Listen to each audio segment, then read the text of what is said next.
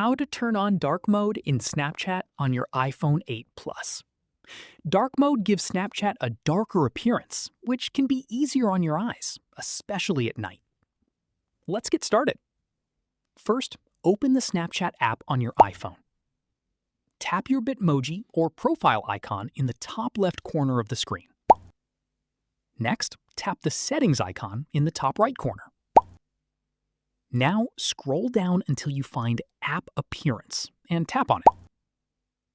Here, you'll see three options: Match System, System Light, and System Dark. To keep Snapchat in dark mode all the time, simply select System Dark and tap Apply Theme. If you want Snapchat to follow your iPhone's appearance settings automatically, choose Match System instead. This will switch between light mode and dark mode based on your iPhone's current theme. If you don't see the app appearance option, make sure you're using the latest version of Snapchat, as this feature may not be available on older versions of the app. That's it. Your Snapchat app will now use dark mode. If you found this tutorial helpful, don't forget to like, subscribe, and I'll see you in the next one.